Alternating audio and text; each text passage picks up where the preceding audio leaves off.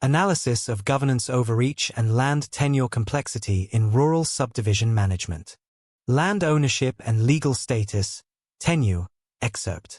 This section provides a detailed account of the complex land tenure arrangement underpinning the Pine Valley subdivision dispute, focusing on the inheritance, the immediate challenges posed by the local governance body, and the critical legal discoveries that redefined ownership rights. Introduction and inheritance context. The conflict began following the inheritance of a 5-acre, resource-rich tract of land by Marcus Brennan. This parcel was part of a larger, established, albeit remote, mountain community. The transfer of ownership occurred after the demise of Mr. Brennan's uncle, Silas Brennan, whose eccentric history belied a meticulous approach to financial and legal matters. Mr. Brennan, intending to transition from an urban career to a simpler life, began construction of a modest, single-family log cabin on the property. This act, rooted in traditional homesteading and personal development, served as the unexpected catalyst for the subsequent legal and governance crisis. The property, while seemingly standard on the surface, carried a complex and deeply buried secret concerning its actual subsurface legal ownership. Commencement of conflict and governance overreach. Immediately following the commencement of construction, the local community association, referred to in previous informal correspondence as the HOA, asserted aggressive regulatory authority. The association president, acting without due legal process or comprehensive understanding of the underlying land rights, issued a formal cease and desist order. This action was accompanied by the imposition of exorbitant financial penalties, falsely calculated to exceed $15,000, based on alleged violations of non-existent or retroactively applied community covenants. The enforcement attempts represented a clear case of jurisdictional overreach, impacting Mr. Brennan's fundamental right to develop his property. This initial confrontation set the stage for the formal investigation into the association's legal boundaries and governance legitimacy. The search for legal clarity and initial discrepancies. The severity of the fines and the aggressive nature of the local governance body necessitated an immediate and thorough examination of property records at the county level. The initial review revealed key temporal discrepancies. The formation of the community association and the drawing of its official boundaries occurred after the death of Mr. Brennan's uncle. This critical timing suggested that the decedent could not have legally signed or consented to the covenants, thereby making the association's claims against the inherited property null and void from the start. However, this finding only addressed the immediate harassment. The full truth regarding land tenure remained obscured. The discovery of the fee simple estate. The full legal context was unlocked through the discovery of a concealed steel lockbox on the inherited property. Inside were the meticulously maintained corporate and legal records of Brennan Holdings LLC, a private entity established decades prior by Silas Brennan. The documents confirmed that the uncle had systematically and legally acquired the fee simple estate, the absolute ownership of the land, for the entire Pine Valley subdivision in 2010. Leveraging a financial downturn to purchase the defaulted mortgage debt for the land itself. Reclassification of land tenure status. The documentation within the lockbox fundamentally redefined the legal reality of the entire community. It established that ultimate landowner, Marcus Brennan, as the inheritor of Brennan Holdings LLC, held the subsurface and surface rights to all parcels within the subdivision. De facto tenancy, all individuals who believed they were homeowners, including the aggressive leadership of the community association, were legally recognized as tenants with ownership only of the structures built on the land they rented.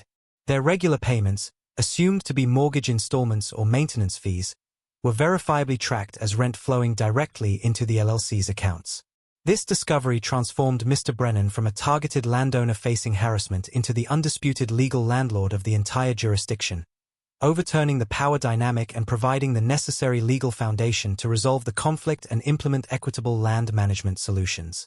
Governance and compliance violations, excerpt. This section meticulously details the egregious governance overreach and systematic compliance violations perpetrated by the local community association leadership. It highlights the direct impacts on individual property rights and the broader rural community's integrity, culminating in revelations of extensive financial malfeasance and regulatory noncompliance. Introduction. The erosion of legitimate governance. Following the initial confrontation over Mr. Brennan's construction, the actions of the local community association transitioned from mere administrative overreach to a clear pattern of governance abuse and deliberate non-compliance with established legal and ethical standards. This phase of the dispute exposed a profound failure in the association's leadership to uphold its fiduciary duties and respect the foundational principles of property law and community welfare. The aggressive imposition of fines, unwarranted demands, and the subsequent discovery of manipulated financial records pointed towards a systemic breakdown in legitimate governance. This section will delve into the specifics of these violations, examining how the association's authority was perverted to serve personal agendas rather than collective community benefit. The implications of such misconduct extend beyond the immediate financial losses, significantly eroding trust in local administrative bodies and posing a substantial threat to the stability and equity of land management in rural settings. Jurisdictional overreach and unjustified enforcement. The community association's primary and most immediate violation was its sustained assertion of jurisdictional overreach. Despite the lack of legal standing over Mr. Brennan's inherited land, as detailed in Section 1, the association aggressively attempted to impose its covenants, regulations, and bylaws. This included issuance of baseless fines, the imposing of thousands of dollars in fines for construction activities that were fully compliant with local county zoning laws and did not fall under the association's legitimate purview. These fines were not merely punitive but were designed to coerce and intimidate. Arbitrary application of rules. Evidence suggested that the association selectively applied its rules, often targeting new residents or those perceived as outsiders, while overlooking similar violations by established members of the leadership's inner circle. This created a dual standard of enforcement, undermining any claim to fairness or impartiality. Interference with property development. The direct attempts to halt legitimate construction and demand alterations on private property represented an unlawful interference with individual property rights, violating the fundamental tenets of land ownership and development as recognized by state and federal statutes. The association failed to provide any verifiable legal documentation demonstrating its authority over the specific parcel. The profound lack of legitimate jurisdiction, coupled with the aggressive and selective enforcement, highlighted a critical flaw in the association's operational model and revealed a deliberate disregard for the legal limits of its powers. Financial malfeasance and misappropriation of funds. Perhaps the most egregious aspect of the governance failures involved widespread financial malfeasance. A thorough forensic audit, initiated as part of the broader investigation, uncovered systematic misappropriation of community funds. Embezzlement of assessments. The association president was found to have diverted substantial amounts, exceeding $847,000, from community special assessments. These funds, ostensibly collected for shared infrastructure projects, maintenance, or future developments, were instead siphoned off for personal gain. This included funds specifically earmarked for the very communal amenities that were cited as justifications for the association's authority, such as maintaining docks and shared recreational areas. Lack of transparency and accountability. The financial records maintained by the association were deliberately convoluted, incomplete, and lacked the necessary transparency required for a legitimate non-profit or community-serving organization. This obfuscation prevented members from scrutinizing expenditures and holding the leadership accountable, allowing the fraudulent activities to continue undetected for an extended period. Impact on community resources. The stolen funds directly impacted the community's ability to maintain its common assets, leading to deteriorating infrastructure and a reduction in services that residents believed they were funding. This not only represented a financial crime but also a betrayal of trust within the community. The scale of the financial fraud indicated a long-standing pattern of corruption, deeply embedded within the leadership structure of the community association. Regulatory non-compliance and criminal activities. Beyond financial impropriety, the investigation unveiled a disturbing array of regulatory non-compliance and outright criminal activities orchestrated by the community association president. Forgery of official documents. Evidence surfaced of the forgery of critical legal and medical documents, including the creation of a fraudulent psychological assessment using the identity of a deceased medical professional. This was seemingly an attempt to discredit Mr. Brennan or other dissenting voices within the community. Filing false reports. Multiple false police reports were filed against Mr. Brennan, ranging from alleged property damage to an absurd claim of a terrorist threat. These actions not only wasted law enforcement resources but also demonstrated a malicious intent to harass and legally incriminate an innocent individual. Attempted arson and physical threats. Surveillance footage uncovered attempts by the association president to commit arson on Mr. Brennan's property. This escalation to physical violence and property destruction marked a critical turning point, indicating a willingness to resort to extreme criminal acts to enforce an illegitimate agenda. Violation of ethical and legal codes. Collectively, these actions represented a profound disregard for legal and ethical codes governing community leaders and citizens alike. The systemic nature of these violations highlighted a corrupted administrative environment where rule of law was actively undermined. The combination of financial fraud, jurisdictional overreach, and overt criminal actions painted a grim picture of a community association that had completely abandoned its purpose, transforming into an instrument of personal greed and abuse of power within the rural setting. Resolution and implementation of sustainable practices. Excerpt. This section details the strategic deployment of the discovered land ownership leverage to resolve the conflict, focusing on the ethical choices made by Mr. Brennan to restore community integrity and establish sustainable, equitable land tenure practices, rather than seeking punitive financial retribution. Introduction. Transition from conflict to constructive governance. The revelation of Mr. Brennan's status as the sole landowner, established via Brennan Holdings LLC, Section 1, marked the end of the defensive legal struggle and the beginning of a decisive, constructive phase. The primary objective shifted from merely fighting the fraudulent local governance body, Section 2, to establishing a functional, fair, and sustainable model for land management that benefited the long-term residents. This approach was rooted in the principle that true power should be used to build and stabilize, not to destroy or exploit. The resolution strategy was meticulously designed in collaboration with legal counsel to ensure maximum legal compliance while prioritizing community fairness and environmental preservation, differentiating it sharply from the predatory model previously enforced. Strategic deployment of landlord leverage. Mr. Brennan possessed the legal authority to enact mass evictions and sell the entire subdivision for substantial profit, particularly to the resort developer who had initially fueled the conflict. However, the chosen strategy focused on calibrated power utilization to target only the malicious actors while securing the rights of the honest residents. Targeted termination of tenancy. Eviction proceedings were initiated strictly against the key individuals involved in the financial fraud, harassment, and criminal activity, including the former president. This selective enforcement ensured that justice was served without inflicting undue hardship on the wider community, which had largely been misled. Legal and criminal accountability.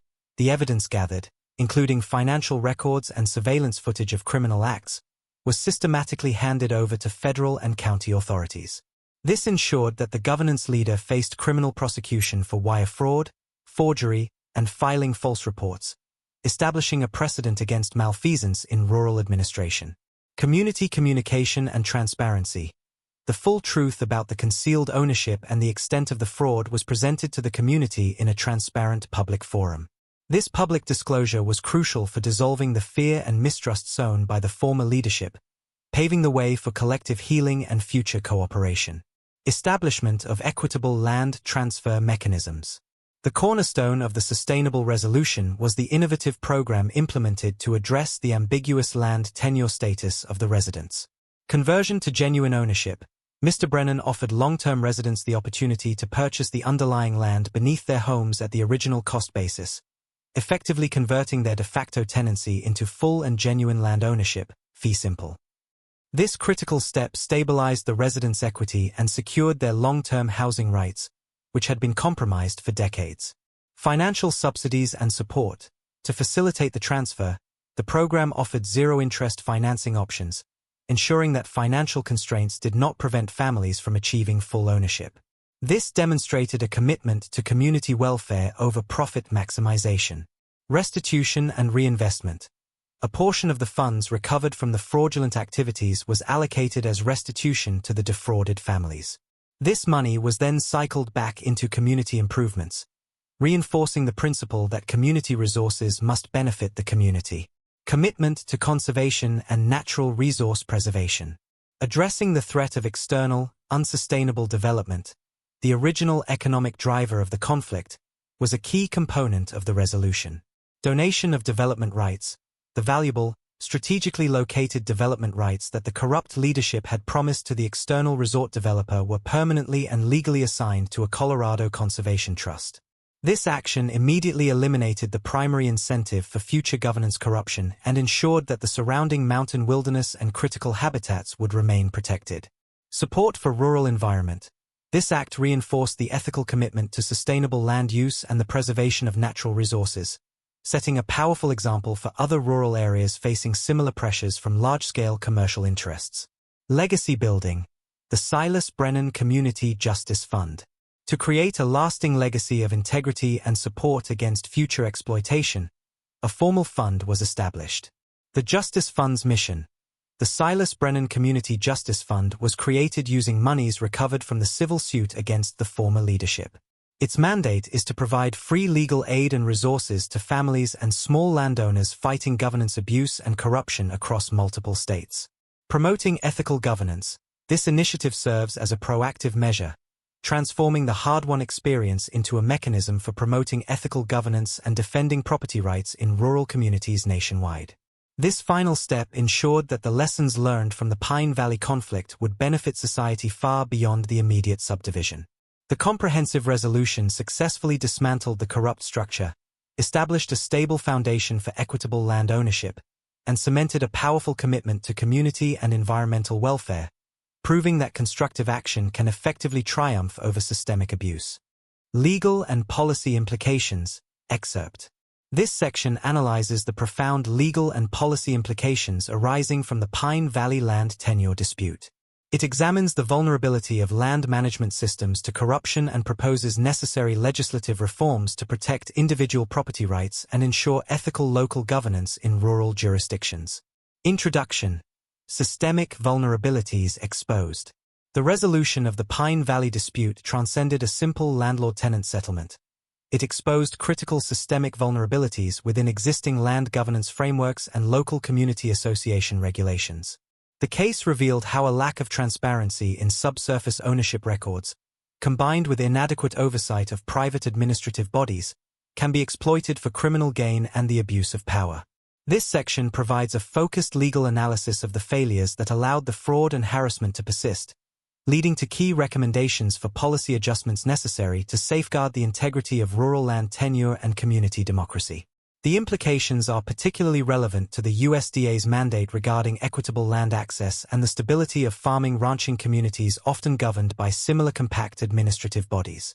Flaws in land record transparency and due diligence. The dispute highlighted a significant gap in the public accessibility and clarity of land ownership records, particularly concerning the separation of fee simple, subsurface, rights from structural ownership, deed of sale for the building. Obscuring subsurface tenure. The initial legal records were insufficiently clear to prevent the former landowner from concealing the underlying fee simple estate acquisition via an LLC for decades. This opacity allowed the community association to operate under the false premise of communal ownership and collect funds unlawfully. Policy reform must mandate clearer public indexing of all ownership strata, surface, subsurface, mineral, and water rights, to prevent similar manipulation. Failure of property transfer disclosure. The case underscores the failure of legal due diligence during property transfer. Standard closing procedures did not adequately flag the complex landlord-tenant relationship embedded in the property's legal history. Legislative action is required to enforce robust, mandatory disclosure protocols by title companies regarding the ultimate owner of the land, irrespective of the deed's focus on the structure. This would protect future buyers from inheriting unexpected tenancy obligations. LLC shielding and ownership anonymity. The use of the limited liability company, LLC, structure to shield the identity of the ultimate landowner facilitated the deception. While LLCs serve legitimate business purposes, legislative review is warranted to limit their ability to obscure land ownership when dealing with residential or agricultural properties, ensuring greater accountability in rural land holdings. Regulatory deficiencies in local governance bodies. The actions of the former Community Association president revealed profound regulatory weaknesses in the oversight of private, localized governance structures. Inadequate financial auditing requirements. Current regulations failed to mandate independent, external financial audits for community associations managing significant funds, such as the $847,000 misappropriated. Policy must impose stringent, mandatory annual auditing requirements, proportional to the revenue managed, to detect fraud early and enforce fiduciary responsibility. Lack of independent judicial review. The association enjoyed an excessive degree of operational autonomy, treating its own internal rules as supreme law without adequate mechanisms for external, independent judicial review of fines and penalties. This contributed to the climate of intimidation and the arbitrary application of rules. Section 2. Reforms should establish a streamlined, affordable, and mandatory third-party arbitration or small claims court process for challenging large community-issued fines. Misuse of authority and political weaponization. The leader's ability to successfully file multiple false police reports and attempt to forge medical documents, Section 2, highlighted the dangerous potential for governance bodies to politically weaponize their local influence against private citizens. Clearer legal consequences and preventative measures are needed to deter the misuse of local government channels, police, county inspectors, for settling personal disputes. Recommendations for legislative and policy reform. Based on the systemic failures identified, the following policy recommendations are crucial for stabilizing rural land tenure and governance. Mandatory Tenure Disclosure Act, MTDA require all property deeds and related documents in rural subdivisions to clearly itemize and publicly record the ultimate ownership of all land strata, including any underlying fee simple ownership held by an LLC or similar corporate entity. Community governance oversight, establish a state-level regulatory body or expand an existing agency's mandate, potentially under the state's attorney general or a similar consumer protection office, to provide direct oversight of community association finances and governance procedures, similar to banking or securities regulation. Whistleblower protections, enact specific legal protections for members of community associations who report financial malfeasance or governance abuses, ensuring they cannot face punitive fines, social ostracism, or legal harassment. Section 3, Justice Fund Initiative. Strengthening anti-fraud penalties, increase the severity of penalties for governance leaders found guilty of financial fraud or abuse of public trust, particularly when those crimes involve the forgery of legal documents or the false use of law enforcement resources. The implementation of these reforms is necessary to prevent future instances of governance corruption, secure the equitable rights of small landowners, and reinforce trust in local administrative structures, ultimately contributing to the stability of the rural economy and land access, aligning with core USDA objectives. Socioeconomic impact and community resilience, excerpt. This section analyzes the profound socioeconomic impacts of the land tenure dispute and its constructive resolution on the Pine Valley community. It highlights the transition from a state of fear and financial instability to one characterized by resilience, economic equity, and restored social capital. Introduction. Measuring the cost of corruption and the value of restoration. The sustained governance corruption detailed in Section 2 inflicted significant damage beyond the measurable financial losses. It severely eroded the social and economic fabric of the Pine Valley community. The environment of fear, distrust, and arbitrary rule led to high psychological stress, hindered investment in property maintenance, and suppressed democratic participation. The constructive resolution strategy, as outlined in Section 3, was explicitly designed to reverse these detrimental effects. This section evaluates the tangible benefits, such as increased economic equity and property stability, and the intangible gains, including restored social cohesion and community resilience against future external threats. The findings provide valuable data on the social costs associated with poor land governance in rural settings. Economic stabilization and wealth creation. The conversion of the community from a precarious tenancy model to genuine, widespread land ownership, fee simple, provided immediate and long-term economic benefits. Elimination of financial exploitation. The immediate cessation of fraudulent collection practices and the refund of misappropriated assessments, Section 3, injected significant disposable income back into household budgets. This reduced the financial burden that had been artificially inflated by the corrupt leadership. Property value stabilization. Moving residents from tenancy status to full land ownership dramatically stabilized and increased individual property values. Genuine ownership encourages long-term investment in home maintenance and improvements, directly contradicting the previous leadership's narrative of declining values due to the dispute. Reduced housing insecurity, the risk of arbitrary eviction or substantial rent increases, which was always present under the covert tenancy structure, was permanently removed. This foundational security allowed families to plan for the future, allocate resources toward education or retirement, and reduce reliance on volatile short-term economic planning. This shift is crucial for promoting sustainable economic growth in rural areas. Restoration of social capital and trust. The resolution process actively rebuilt the fractured social relationships and restored trust in the community's administrative potential. Dissolution of fear and intimidation. The arrest and legal prosecution of the corrupt leadership, Section 3, eliminated the primary source of intimidation, fear, and psychological warfare that had plagued the community for years. This cleared the path for open communication and cooperation. Rebuilding intra-community trust. The transparent disclosure of the fraud allowed neighbors to distinguish between the malicious perpetrators and the victims who were coerced or misled. The collective experience of overcoming the corruption created a strong, shared identity and purpose, replacing isolation with mutual support and cooperation, e.g., the emergence of community potlucks and shared maintenance efforts. Empowerment of community members. The transition to full ownership and the establishment of the Justice Fund, Section 3, empowered residents to take control of their destiny. They shifted from passive recipients of arbitrary rule to active participants in self-governance, organizing cooperative ventures like the thriving community garden. Impact on educational and family outcomes. The resolution had demonstrable positive effects on family well-being, particularly in educational outcomes. Reduction of child stress. The elimination of the highly publicized, toxic conflict, which included the leader's attempt to use false criminal accusations to damage Mr. Brennan's relationship with his daughter, Section 2, significantly reduced emotional stress on children in the community. Emphasis on ethical victory. The positive narrative of ethical perseverance and building something constructive, Section 3, served as a powerful lesson in civic responsibility and moral fortitude for the younger generation, promoting resilience and positive engagement. Financial investment in education. Stabilized household finances resulting from the end of financial exploitation allowed families to reinvest in their children's futures, contributing to improved educational prospects, as evidenced by the scholarship success mentioned in the final narrative.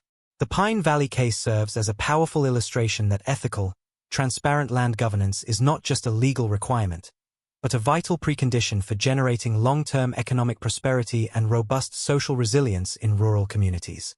Conclusion and future trajectory, excerpt. This final section summarizes the principal findings of the Pine Valley land tenure dispute, drawing comprehensive conclusions regarding the state of rural land governance and property rights. It outlines the lasting impact of the resolution and discusses the ongoing challenges and future policy trajectory necessary to sustain equitable land access and community integrity. Conclusion. The tripartite success of the resolution. The Pine Valley case provides a clear, documented example of successful intervention against systemic governance corruption in a rural setting. The resolution achieved a tripartite success: legal vindication, socio-economic stabilization, and environmental conservation. The central discovery, that the aggrieved landowner was, in fact, the ultimate fee simple owner of the entire subdivision, Section 1, provided the unique leverage required to dismantle the corrupt structure of the local governance body, Section 2. The strategic, ethical deployment of this power, Section 3, ensured that justice was served without resorting to widespread punitive measures, culminating in the restoration of trust and economic stability, Section 5. The enduring success of this resolution model lies in its fusion of strict legal accountability with a deep commitment to community welfare. Broader lessons for rural land governance. The implications of this dispute extend far beyond the Pine Valley subdivision, offering vital lessons for policymakers and landowners across jurisdictions governed by similar administrative compacts. The necessity of transparency in tenure.